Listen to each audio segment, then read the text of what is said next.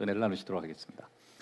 연말이 되면 언제나 연말은 굉장히 우리를 흥분시키고 또 우리에게 흥미를 주는 시즌이라고 우리는 잘 알고 있고, 실제 그러한 흥미 그리고 우리의 흥분됨을 우리들에게 더하고 있습니다.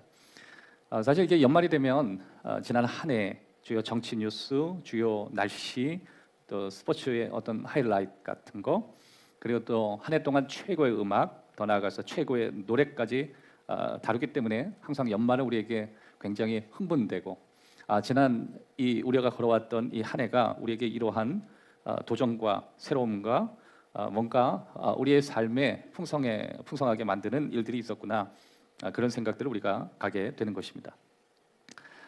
사실 이게 오늘 이 12월 마지막 주가 우리에게 주는 가장 큰 의미가 뭘까라고 생각해 보면, 2025년도와 또 우리가 앞으로 만나게 될 2026년 이 두 해의 경계에 서게 되기 때문에 사실 오늘은 굉장히 우리에게 중요한 것입니다. 우리가 2026년도를 경험하기에 앞서 이미 지나온 우리의 삶의 태도, 또 내가 지금 가지고 있는 내 마음, 이것이 굉장히 중요하다는 것을 우리는 알고 있죠. 바로 이 중간지대 있죠. 영어로 보면 between이라고 하고, 또 다른 말로 liminality 이렇게 얘기하기도 합니다. 이 liminality는 어디에서 나온 말이냐면 이게 경계성이라고 하는 말인데, 보통 그 모래시계 보면은 위에 있는 모래와 아래에 있는 모래가 있지 않습니까? 그 중앙에 홀쭉하게 들어가는 얇은 부분, 그게 이제 liminality, 경계성. 그 위에 있는 모래는 미래의 시간, 현재의 시간을 의미한다면, 아래에 있는 모래는 우리의 과거를 얘기하는 거죠. 근데 이제 성경에 보면 그런 경계적인 순간들이 성경에 많이 등장한다는 걸 우리는 알 수 있죠. 예를 들어서 이스라엘 백성이 약속의 땅에 들어가기 전에 광야에서 40년을 보내게 되죠. 그리고 그 40년을 넘어가기 바로 직전, 그게 이제 리미넬로티, 경계적인 시간이 되는 거죠.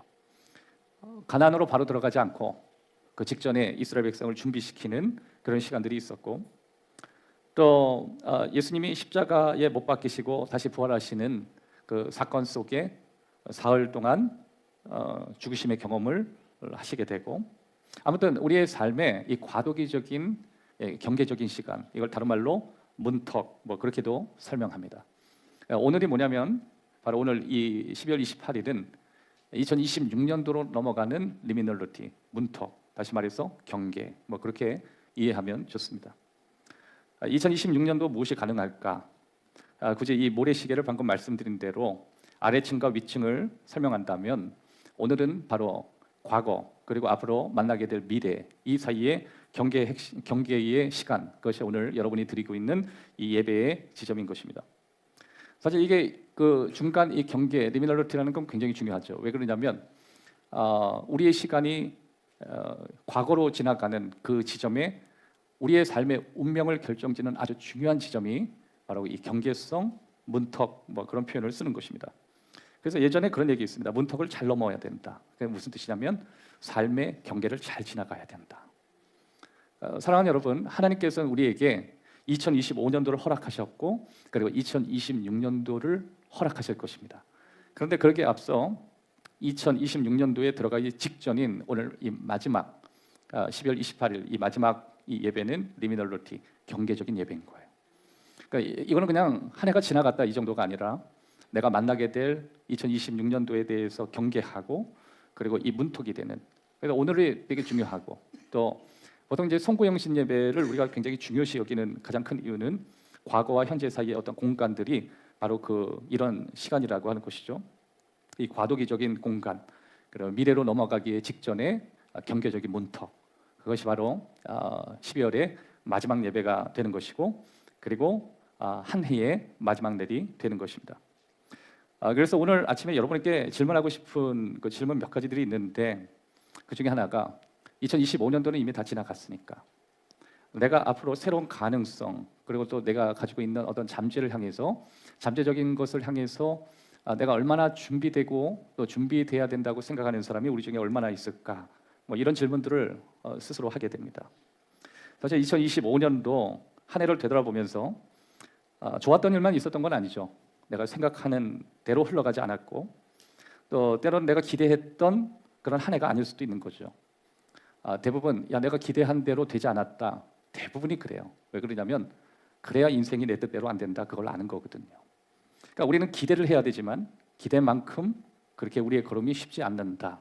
그래서 인생이 참 쉽지 않다. 그래서 늘 느끼는 거죠. 내 뜻대로 또 내 계산대로 내가 바라는 대로만 인생이 그렇게 호락호락하지 않다. 그런 것을 우리가 2025년도에 느꼈던 것입니다. 아마 오늘 예배에 참석하시는 분들 가운데 어떤 성도님들은 이제 내가 좀 건강을 챙기겠다고 2025년도에 또 결심을 해서 일어나서 건강을 챙기고 또 운동도 하고 또 나름대로 가장 기본적인 러닝을 해야겠다라고 마음을 먹었는데 러닝할 수 있는 상황이 안 돼서 비즈니스가 바쁘다든지 아니면 갑자기 다른 쪽에 건강에 문제가 생긴다든지 실질적으로 내가 러닝을 하고 싶은데 발을 헛디뎌서 미끄러져서 부상을 입어서 몇 달간 운동할 수 없는 상황에서 또 계획대로 안 될 수도 있고 또 어떨 때는 어떤 사건이 한순간에 내가 가지고 있던 인생을 완전히 바꿔버리는 좋은 사건일 수도 있고 좋지 않은 사건일 수도 있고 아무튼 그게 좋은 사건이든 좋지 않은 사건이든 인생은 내가 원하는 대로 풀리지 않는다. 그것을 경험하는 것이 바로 2025년도에 우리가 경험하는 것이었습니다. 우리의 삶이 안정적이고 또 때로는 뭔가 내가 바라는 것들이 있었는데 경제적으로 쉽지 않게 돌아가면서 생활비도 빠듯하게 되고 또 심지어 좋은 직장을 구했지만 그 직장을 갑자기 잃어버리게 되는 사건도 만나고 또 어떨 땐 내가 정말 이런 인생을 살아보고 싶었는데 그 인생이 내게 펼쳐지지 않고 오히려 반대적인 그런 시즌이 2025년도에 되었을 수 있다라고 하는 것입니다. 중요한 것은 우리가 2026년도를 기대하면서 2025년도에 다양한 내 뜻대로 되지 않은 사건이 우리에게 주어졌지만 2026년도는 그럼에도 불구하고 우리가 새롭게 우리의 삶을 시작할 수 있는 한 해가 우리에게 되었고 될 것이고 그 시즌이 우리에게 오고 있다는 것을 우리가 기억해야 된다는 것입니다. 2026년도는 하나님과의 관계, 심지어 나의 결혼 생활, 심지어 나의 가족, 내 건강, 더 나아가서 내 경제적인 어떤 방향, 내 비즈니스, 다양한 영역, 내 학업, 무궁무진한 가능성을 2026년도가 품고 있기 때문에 2025년도에 내가 가지고 있던 계산, 내 뜻대로 되지 않고 내 뜻대로 풀리지 않았던 또 내가 원했던 방향대로 되었다 할지라도 2026년도에 가지고 있는 그 잠재적인 그 미래적인 그 어떤 기대와 또 하나님이 주시는 기회들은 여전히 오늘 아직 오지 않았다는 것을 우리가 기억해 볼 필요가 있습니다. 2026년도는 무궁무진한 잠재적인 축복과 기회를 품고 있습니다. 한번 따라합시다. 2026년도는 내 인생과 내 주변과 나의 꿈을 향하여 무궁무진한 가능성이 있다. 아멘. 그렇게 되기를 주의 이름으로 축원합니다. 그래서 우리의 모든 발걸음은 그 2026년도를 향해야 되고 2025년도에 비록 내 뜻대로 되지 않았지만 여기에 묶여서는 안 되고 내가 2026년도에 하나님이 열어주시는 비전을 향해서 마음을 모으고 뜻을 모으고 그리고 그렇게 소망해야 되는 것입니다. 그 경계선 리미널리티가 바로 오늘 예배일 것이고 그리고 성공영신 예배가 바로 문턱을 넘게 되는 것입니다. 여러분 아무래도 이렇게 성공영신 예배 신년을 맞이할 때 해를 보러 가시는 것도 좋은 계획일 수 있고 가족과 함께 만나서 떡국을 함께 먹으면서 신년을 맞이하는 것도 좋은 계획일 수 있지만 그것보다도 우리가 알 수 없는 내 뜻대로 풀리지 않는 내 인생을 생각하면서 살아계신 하나님, 우리의 창조주 되시고 우리의 인생의 2026년도를 이끌어 주실 능력이 있으신 하나님 앞에 나의 삶의 경계 앞에 그리고 문턱 앞에 예배해서 여러분의 축복을 여러분이 가져오시는 은혜가 있기를 주의 이름으로 축원합니다. 사도 바울은 여러 가지 원하지 않은 상황을 많이 만났습니다. 여러분이 바울을 좋아하는 이유는 바울은 참 인간미가 있다라고 하는 것이죠. 신앙생활을 잘한 적도 있고 또 신앙생활을 못하기도 했고 아주 잘하기도 했고 또 하나님을 오해한 적도 있었고 또 나아가서 하나님께 충성한 적도 있었고 또 힘들어서 하나님이 자신의 인생에 보여지지 않는 여러 가지 어려운 원하지 않는 상황에 처했던 적이 많은 사람, 그것이 바로 바울이었습니다. 그래서 이제 2026년도 이 경계 앞에 빌립보서 3장을 죽는 날이 가까우는데 어떻게 더 저렇게 집중하고 더 이렇게 날카로울 수 있을까 이런 생각을 하게 되는 것입니다. 여기서 우리가 발견하는 게 있죠. 나이가 들면 들수록 더 날카로워져야 되고 더 집중해야 되고 고도로 여러 가지 렌즈가 아니라 하나의 렌즈에 여러분 인생이 모아져야 하는 것입니다. 여러분 생각보다 60대가 넘어가서 인생의 노년으로 진입하게 될 때 흐려지는 사람들이 너무 많이 있습니다. 심각한 문제가 되는 거죠. 왜 그런지 모르겠어요. 우리 대한민국에 아주 좋지 않은 문화 가운데 하나가 나이가 들면 아무것도 안 하겠다는 이상한 문화를 자꾸만 가지고 있는 것 같습니다. 초기에 선교사들이 대한민국을 바라보면서 참 가능성 있는 민족이고 예의 바른 민족인데 노세 젊어서 노세 다 논다. 한양거리에 가면 양반들이 지나가는 시냇물에 저녁까지 술을 먹고 얼굴을 냇가에 처박아두고 정신없는 희망 없는 그런 삶을 산다. 이 민족은 희망이 없다. 그런 편지를 이 선교본부에게 보낸 적도 있습니다. 여러분, 근데 우리 사실 인생이 그렇게 길지 않잖아요. 인생은 굉장히 좁은 건데 인생이 점점 좁아질수록 더 고도의 집중력을 가져야 될 텐데 우리는 그러지 않을 수 있다는 것입니다. 나이가 들어가는 시기가 되면 계속해서 내 시야를 좁혀야 되고 그리고 거기에 집중해야 되고 그리고 집중력은 우리 인생을 형성하고 내 미래를 결정하게 되는 것입니다. 나이가 든 것이 미래가 없는 것이 아니라 나이가 들어서 집중하지 않는 것이 인생을 없게 만드는 것입니다. 하나님은 우리가 집중하기를 원하십니다. 여러분, 보통 이 유서라는 거 굉장히 중요하죠. 왜 유서라는 게 중요하죠? 죽기 직전에 쓰는 거니까. 그래서 여러분, 유서를 읽다 보면 무시할 수 없는 것이 자신의 전 생애를 걸고 거기에 포커스가 그 글에 들어가기 때문에 그렇습니다. 평상시에 쓰는 글에는 힘이 없습니다. 그러나 죽기 직전에 쓰는 글에는 엄청난 고도의 집중이 들어갑니다. 여러분, 인생이 나이가 들면 들수록 세상과 이별할 날이 가까우면 가까울수록 우리는 고도로 집중할 수 있는 언어를 쓰고 집중할 수 있는 삶의 영역으로 돌아가야 되는데 우리는 그렇지 않다라고 하는 것입니다. 사도 바울이 나는 한 가지 일에 집중하겠다. 한번 따라합시다. 하나의 일에 집중하겠다. 그러면 한 가지 일이 도대체 뭐야? 뭐 10가지 중에 한 가지야? 물론 그런 의미도 되겠지만 내가 관심을 기울일 수 있는 일, 내가 에너지를 쏟을 수 있는 일, 내가 감정으로 집중할 수 있는 일, 내가 지금에 있어서 내 발전에 아주 잘할 수 있는 일, 내가 잘 해왔던 일, 내가 해야 되는 일, 가장 중요하게 생각하는 그 일 가운데 이 시점에서 초점을 깊이 두고 가겠다라고 하는 것입니다. 여러분, 제가 좋아하는 영화 중에 옥토버 스카이라고 하는 영화를 좋아하는데 이 영화는 나사의 엔지니어가 된 로켓 설계 제작자를 배경으로 실화를 바탕으로 하는 영화입니다. 근데 그 제작자가 어떤 사람이냐면 제이크 질렌함이라고 하는 사람인데 이 사람이 원래 어릴 때부터 로켓가 꿈이어서 끊임없이 로켓을 만들겠다. 로켓은 추진체를 통해서 위로 올라가는 거잖아요. 근데 유아 시절에 아이들과 함께 팀을 모아서 로켓을 쏘겠다. 그래서 목표를 향해서 의도적으로 잘 만들었습니다. 그때 그 영화의 첫 장면이 어떤 장면이냐면 로켓이 올라가는데 이게 끝까지 힘을 갖고 올라가는 게 아니라 마치 마음대로 가는 거예요. 거기에 로켓이 처음에는 의도한 건 하늘로 끝까지 올라가는 건데 이게 되나요? 올라가다가 막 사방팔방으로 갑니다. 부모들이 응원하러 왔는데 로켓이 가지고 올라갔다가 자기를 막 쫓아오고 막 옆에 문을 부셔버리고 여러분, 그게 어쩌면 우리의 인생과 너무 같다고 생각해요. 왜냐하면 우리는 잠재력이 있고 뭔가 의도적인 방향을 갖고 2025년도를 살아왔는데 뭔가 산만했습니다.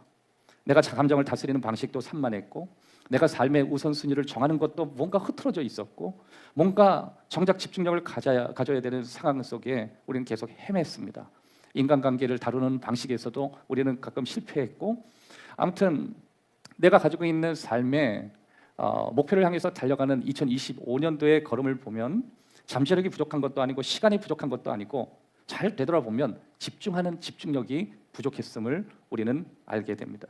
그래서 여러분, 우리는 2026년도에 내가 정말 집중해야 될 그 한 가지가 뭔가에 대해서 깊이 있게 생각하는 경계가 바로 오늘 여러분이 앉아있는 이유가 되는 것입니다.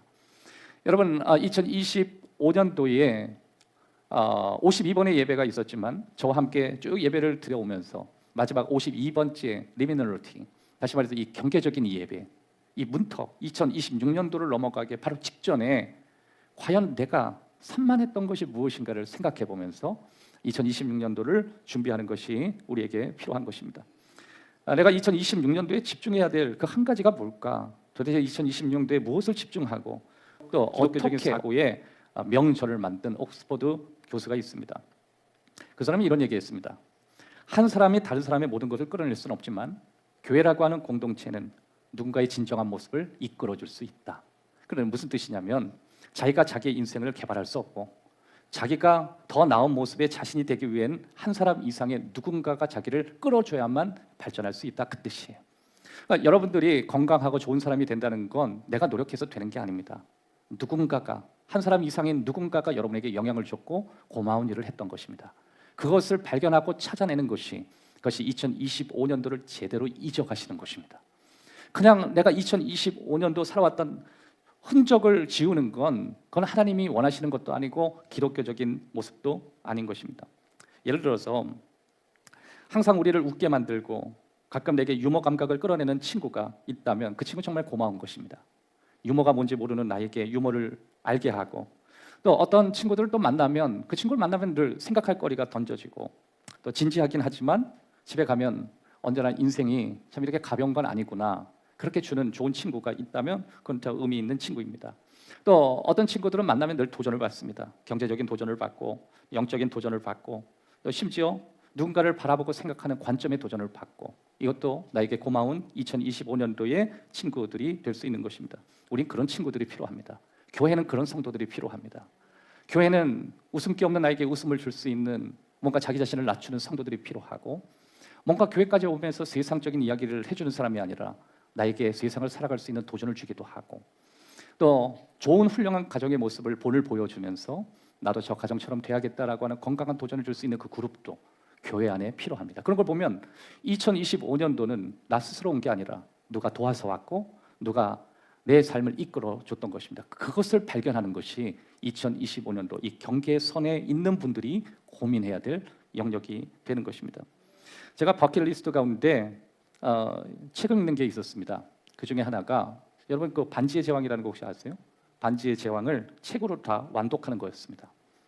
반지의 제왕을 책을 읽는데 한 3번째 장 정도 챕터에 넘어가니까 도통 지겨워서 못 읽겠다. 내가 이거는 읽어보겠다. 그래도 책을 읽는다고 하는데 내가 이거 원작을 읽어보겠다. 그래서 한 3번째 챕터까지 딱 읽는데 너무 지겨워가지고 미쳐버릴 것 같더라고요. 왜 그러냐면 솔직히 말하면 반지의 제왕을 제가 봤지만 책하고 영화랑 완전히 안 맞는 거예요. 영화에서 나오는 프로도라고 하는 사람은 책에서는 한 50살인데 영화는 완전 50살이 아닌 거예요. 그러니까 이 책하고 영화가 너무 차이가 나니까, 야, 이러니까 책 안 보지, 이런 생각을 했습니다. 이러니까 영화가 더 재밌지, 이런 생각을 하면서 제 이해를 했습니다. 그래서 뭐 역시 이 글하고 이 영화는 좀 다르구나. 그런데 이렇게 보니까 그 전체 각색을 하고 하는 사람이 또 누군가 봤더니 바로 그 책을 쓴 사람이 또 각색을 했더라고요. 야, 그러면 진짜 책을 각색처럼 만들지 굳이 영화장까지 가가지고 책하고 이질적인 거 이걸 봐야 되나라고 하다가 스콧 세비지라고 하는 사람이 쓴 것을 제가 보게 됐습니다. 그 글은 어떤 글이었냐면, C.S. 루이스 옥스퍼드 교수와 그 반지의 제왕을 썼던 톨킨이라고 하는 두 사람이 친구였거든요. 이 두 사람이 편지로 대화한 내용들을 쓰는 내용이 바로 스콧 세비지가 그 글을 썼습니다. 그래서 제가 그것을 읽었어요. 근데 여기서 보면 이 톨킨이라는 사람이 그 출판사에다가 그 책을 쓰면서 출판사에 보내면서 옥스퍼드 자기 친구 C.S. 루이스에게 내 책에 대해서 한번 비평을 해달라고 했던 것입니다. 자기 친구였죠. 그 옥스퍼드 C.S. 루이스가 그걸 보면서 참 네 책은 약간 좀 지루하다. 다시 말해서 리미널리티, 경계선 안에 성벽 밖에 나가는 사람들이 너무 평이하다. 크고 작고 새로운 국가들, 또 새로운 생물, 새로운 사람, 새로운 사물, 키가 작고 왜소한 사람들도 성벽에 있지 않나. 그것을 톨킨에게 아이디어를 준 것입니다. 그래서 영화로 나올 땐 각색돼서, 여러분 반지의 제왕, 지금 여러분의 표정을 보니까 주무시기 바로 직전이에요. 뭔 말이지 저게? 본 사람은 압니다. 제가 무슨 얘기를 하고 있는지. 친구가 영향을 줬다는 거예요. 그래서 결국 성공하게 만들었다. 따라합시다. 좋은 친구가 오늘의 나를 있게 만든다. 지금부터 연말까지 기간 동안 잠시 시간을 내보는 건 어떻습니까? 바로 리밀러티, 이 경계의 문턱에 내가 오늘 여기까지 오도록 올해 영향을 줬던 좋은 고마운 사람에 대해서 생각해 보는 것입니다. 또 한 가지, 한 해를 마무리하면서 내 삶에 가장 큰 영향을 준 사람에게 감사 인사를 전하는 시간을 바로 이 한 주 안에 보내는 것입니다. 우리는 감사에 굉장히 인색합니다. 우리가 새로운 시즌을 만나기에 앞서 우리가 지난 2025년도에 분명히 아픔의 시간, 어려움의 시간, 여러 가지 난관, 그리고 불확실함, 이런 속에서 하나님의 뜻을 발견하려고 우리는 노력을 했지만, 하나님이 언제나 우리를 향해서 목적을 가지고 계시지만 항상 우리가 그 순간을 알아채리지는 못했습니다. 그런데 우리에게 그 마음이 있을 수도 있고 그런 분이 없을 수도 있지만, 그런 분들이 만약에 있었다면 전화로라도 아니면 보고서라도 아니면 머쓱하지만 나름대로 감사의 표를 가지고 할 수 있는 것, 그것이 바로 이 문턱에서 2026년도를 넘어갈 때 우리가 해야 될 아주 좋은 모습입니다. 또 한 가지가 있습니다. 지난 한 해 동안 우리에게 배우게 하신 일이 무엇이었나? 하나님께서 나에게 가르쳐 주시고, 그게 말씀을 통해서든지 아니면 예배를 통해서든지 아니면 길을 걸을 때 혹은 음식을 먹으면서까지도 하나님이 내 마음속에 교훈하셨던 내용이 무엇인가를 생각하는 것, 그것이 바로 이렇게 2026년도로 나가기에 바로 직전의 문턱에서 머릿속에 가져야 되는 생각입니다. 이 세 가지를 갖는 것, 이것이 바로 리프렉트, 있는 것이고, 이것이 성찰을 잘하는 것이고, 이것을 기점으로 해야만 앞으로 잘 달려갈 수 있는 것입니다. 그냥 과거를 잊는다고 여러분의 인생이 열리는 것이 아닙니다. 기초가 튼튼해야 내 미래가 열리듯, 내가 정말 과거를 잊는 방식에 대해서 건강하고 잘 해야만 내 미래가 내게 열리고 그것이 보장이 되는 것입니다. 예레미야 12장 5절의 말씀도 그 안에 있습니다. 우리 예레미야 12장 5절 다 같이 한번 읽겠습니다. 시작. 만일 내가 보행자와 함께 달려도 피곤하면 어찌 능히 말과 경주하겠느냐. 내가 평안한 땅에서는 사하려니와 요단 강물이 넘치는 때는 어찌 하겠느냐. 하나님께서 이렇게 얘기했습니다. 너가 그냥 보통 상황에서는 그냥 편안하지만 요단 강물이 넘친다는 건 언제 삶에 환란이 왔다, 그것입니다. 환란이 넘어오면 너 앞으로 어떻게 하려고 그래? 너 준비해, 그 뜻입니다. 가끔 우리 주위에 어른들이 하는 말이 있죠. 세상 무서운지 알아라. 여러분, 이게 나이가 들면요, 세상을 너무 잘 알아서 두려워하는 것입니다. 이게 나이가 젊으면 세상 무서운지 몰라요. 자기 능력으로 다 되는지 알고 자기가 열심히 노력하면 결과가 그냥 잘 될 거라고 너무 순수하게 생각합니다. 근데 인생을 살다 보면 세상이 내 뜻대로 안 된다는 걸 잘 알거든요. 노력만이 아니라 누군가 내 인생을 끌어줘야만 하고, 결정적인 순간엔 누구의 도움 때문에 일어서야 되고, 그래서 항상 어른들이 하시는 말씀이 있습니다. 세상 무서운 줄 알라고. 세상 사람들이 얼마나 무서운지를 잘 기억하고 늘 고마워하고 감사하고, 어르신들이 맨날 하는 말이 있어요. 인사 잘하고 고맙다고 하고. 여러분, 좌우에 있는 분하고 이렇게 인사합시다. 잘 부탁드립니다. 사랑합니다. 여러분, 인사만 잘해도 여러분 길이 열린다는 거 혹시 알고 계세요? 자녀 공부시키고 학원비 열심히 대느라고 수고하기 직전에 어른 보면서 인사하는 것부터 가르치십시오. 어른들 고마워하는 사람에게 고마워할 줄 알면 자기의 길이 열린다는 걸 익히 알면서 우리는 그 자리에 서봐야 합니다. 그러니까 여러분, 그게 기업이든 그게 학교든 그게 가벼운 인생을 살든 우리는 작은 것부터 내게 한 해를 마무리하면서, 야, 내가 저렇게 어려운 순간 하나님께서 좋은 사람 안 만나게 해줬으면 나 어떻게 할까? 하나님이 또 조심해라 조심하라 했는데 저 말씀을 내가 마음으로 가졌기 때문에 여기까지 왔다. 그런 하나님의 어떤 교훈들을 가슴에 가져야 될 필요가 있는 것입니다. 예레미야는 하나님께 언제나 우울했습니다. 예레미야는 언제나 화가 나고 속상한 선지자로 유명합니다. 그래서 예레미야를 눈물의 선지자라고 얘기 많이 합니다. 그러니까 예레미야서를 보면 처음부터 하나님, 나는 못합니다. 부족합니다. 부족함 때문에 울기 시작해서 나중에 이렇게 부족한데 불구하고 왜 우리 민족은 왜 이런 모양으로 삽니까? 이것 때문에 또 웁니다. 그러니까 예레미야는 계속 울어요. 그래서 예레미야는 눈물의 선지자, 그렇게 이야기합니다. 그런데 예레미야가 왜 우냐면 하나님에 대해서 너무 불공평하다고 생각하면서 화가 나는 거예요. 여러분, 그런 느낌을 가져보신 적 있죠? 왜 우리를 괴롭히는 악인들은 저렇게 행복하게 살까요? 저렇게 신앙생활을 하지도 않고 저렇게 하나님과 멀리 떠나 사는데도 왜 나보다 잘 살까? 그 불쾌한 느낌이 우리를 너무 힘들게 만드는 거예요. 아니, 누구는 하나님을 완전히 믿지 않고 심지어 하나님을 믿지 않고 적대하는 종교 가운데 갔는데도 불구하고 건강한데, 왜 나는 하나님께 헌신하고 하나님께 내 삶을 드렸는데도 왜 풀리는 것이 없는 거야? 중요한 일이 무엇인가를 찾아내십시오. 그리고 거기에 투자하십시오. 여러분이 만약에 건강이 필요하다면 건강에 집중해 보십시오. 그리고 그 건강이 어디까지 갈 것인지에 대해서 기대하십시오. 여러분이 만약에 하나님이 주신 마음으로 가장 중요한 일이 무엇인지를 여러분의 혼란을 정리시켜 준다면 거기에 집중하셔야 됩니다. 제가 어떤 서울대 의사가 그 얘기 하더라고요. 자기는 굉장히 바빴대요. 하루를 쪼갰대요. 박사 논문을 준비하고 낮에는 가서 사람들을 케어하고 치료하고 그 다음에 세미나를 가야 되고 모임이 학회가 많고 하루를 쪼개서 살았대요. 아산병원에 심장내과인가 어디 최고의 권위자인데, 근데 어느 날 남의 질병을 고치던 자기 몸에 문제가 생겼다고 합니다.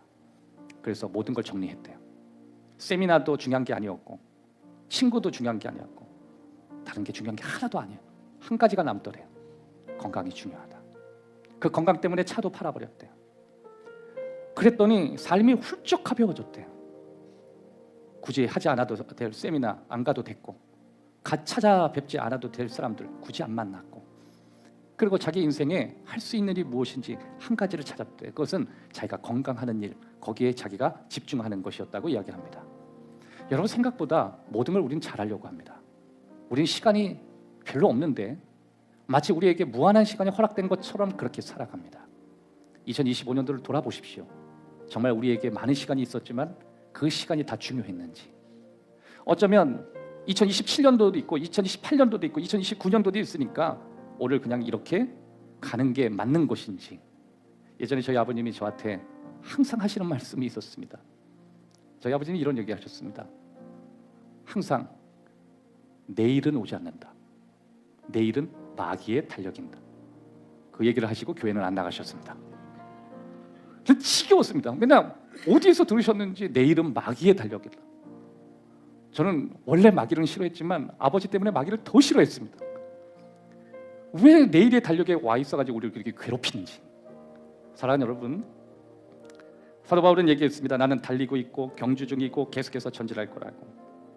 하나님이 내게 주시는 상이 난 가장 중요하다고 생각하고 내 모든 걸 정리했다고.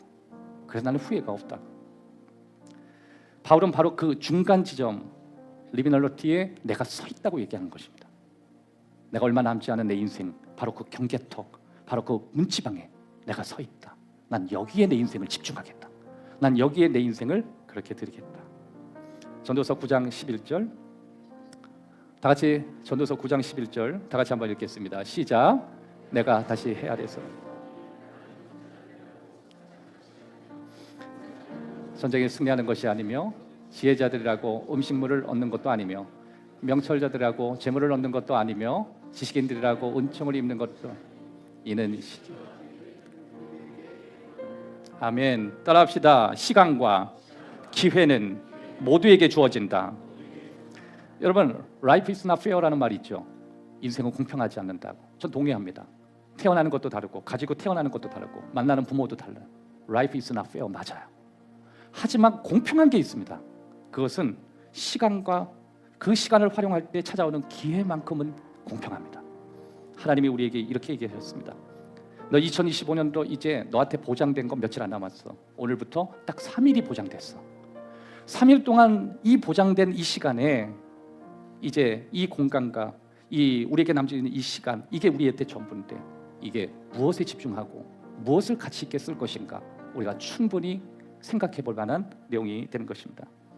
저는 시간이 있을 때 성도를 위해서 기도할 마음도 있고 요 시간 동안 또 좋은 음식도 먹고 좋은 사람과 대화도 하고 요 시간 동안 내가 할 수 있는 헌신의 영역도 고민해보고 보장된 이 2025년도의 이 3일 동안 내가 무언가를 할 수 있을지 2026년도를 위해서 무엇에 집중할 수 있을지 저는 생각해 볼 생각입니다. 여러분에게도 그 지혜가 있기를 바랍니다. 오늘 세 가지를 나눴습니다. 시야가 좁혀져야 됩니다. 2025년도 제대로 안녕이라고 얘기할 수 있는 실력이 있어야 된다. 세 번째, 가장 중요한 일을 알고 그것에 집중해야 투자해야 한다. 기도합시다. 좋으신 아버지, 오늘도 우리에게 주신 하나님의 은혜를 기대하면서 하나님 2025년도 여기에 묶이지 않게 하시고 2026년도를 향하여 달려나갈 수 있도록 우리를 가르쳐 주시며 우리에게 주실 2026년도를 소망하고 바라고 기대하면서 그렇게 믿음으로 나아갈 수 있도록 하나님 은혜 내려 주옵소서. 2025년도에 인생 뜻대로 되지 않았다고 씁쓸한